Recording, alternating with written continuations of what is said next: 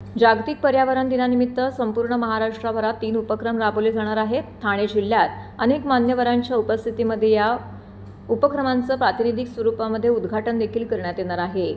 प्रत्येक जिल्ह्यामध्ये 25 स्थानिक झाडांचा समूह असलेले एक कुटुंब, एक शक्तीस्थळ, तरुणाईच्या समृद्धीचे बळ, कर्मकांडांना प्रयत्न म्हणून प्रेरणादायी विचारांचे केंद्र, जिथे तरुण आणि समुदाय पर्यावरण जनजागृतीसाठी एकत्र येतील असा शक्तीस्थळ निर्मिती उपक्रम राबवला जाणार आहे।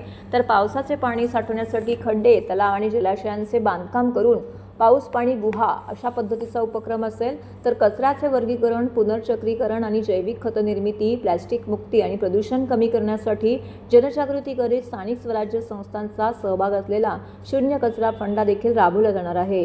याचे उद्घाटन ठाणे जिल्ह्याचे जिल्हाधिकारी अशोक शिंगारे आणि ठाणे महानगरपालिका आयुक्त सौरभ राव यांच्या हस्ते करण्यात येणार आहे। तर पुढील 4 महिने हा उपक्रम महाराष्ट्रभर राबवले जाणार असल्याची माहिती परिसंस्था तज्ञ पर्यावरण तज्ञ अशोक एनजे यांनी दिली आहे।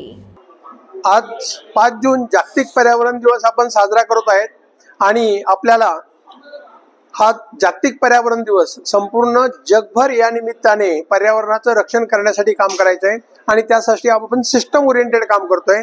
तर याच्यामध्ये 2च कन्सेप्ट आपण राबवतोय। एक तर ब्रेक द डिस्ट्रक्टिव्ह चेन, विचारांची डिस्ट्रक्टिव्ह चेन आपल्याला संपवायची आहे की ज्याच्यातून आपल्याला रचनात्मक दृष्टिकोनातून या पर्यावरणावरती काम करायचं आहे की जेणेकरून भविष्यामध्ये फक्त पर्यावरणामध्ये ढवळाढवळ केली नाही तर पर्यावरणच आपल्याला वाचवणार आहे।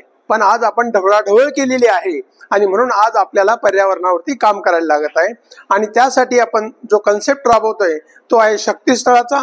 शक्तीस्थळ म्हणजे एकाच जागेवर आपण 25 झाडं किमान लावायची, वड, पिंपळ, आंबा, चिंच अशी फळझाडं त्याच्यात असतील आणि जी इकोसिस्टम आहे ती त्या ठिकाणी निर्माण होते। एक कुटुंब एक शक्तीस्थळ असं ज्यावेळेस आपण सगळ्यांना आव्हान करतो आणि 4 वर्षामध्ये मोठी होतात, तर त्याचबरोबर जे तरुण आहे तेही त्या ठिकाणी आपल्या आवडीप्रमाणे काम करतात, मोठे होतात आणि त्याच्यातून स्वयंपूर्ण समृद्ध भारत हा तयार होतो।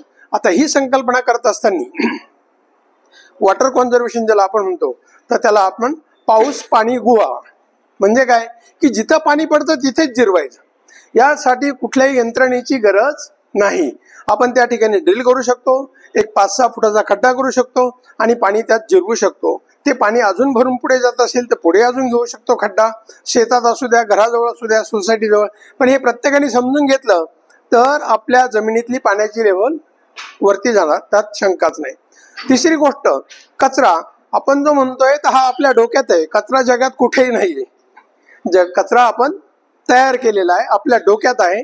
जे काही आहे एक कुजणार प्रॉडक्ट आहे, ते खत आहे, कंपोस्ट खत आहे आणि उत्पादन आहे 10 रुपये किलो त्याची किंमत आहे।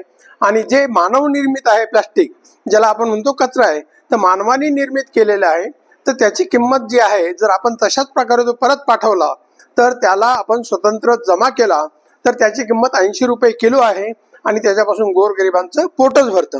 त्याच्यामुळे तिन्ही पातळ्यांवरती ज्यावेळेस आपण काम करू तर त्यावेळेस भारतातच काय जगात सुद्धा हा पर्यावरणाचा प्रश्न तयार होणार नाही।